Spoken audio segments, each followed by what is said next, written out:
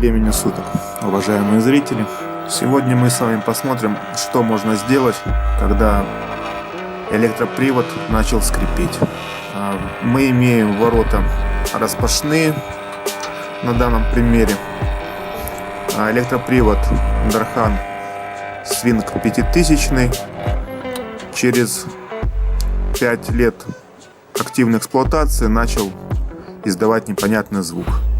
Первым делом снимаем защитный кожух и слушаем, как работает привод. Сразу заметно, что без защитного кожуха привод работает тихо и спокойно.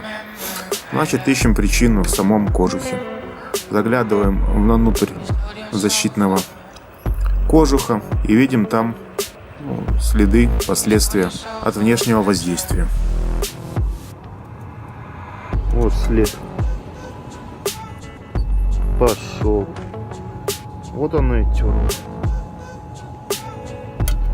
Вот с этой стороны ничего. Вот с этой.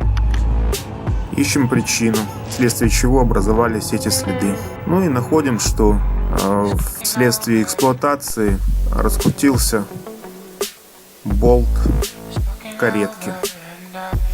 И следственно, когда открывается или закрывается ворота, он трется о корпус. Мы его затягиваем 14 ключом. После этого смазываем червяк, раз уже открыли кожух, чтобы провести заодно и профилактику. Все проверяем. Тишина. Что и требовалось нам добиться. Так что какие-то ремонты вы можете делать самостоятельно, не вызывая мастера.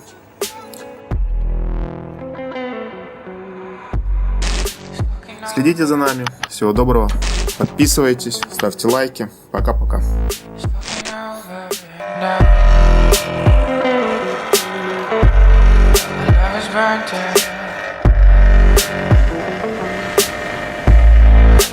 Burnt in the sun.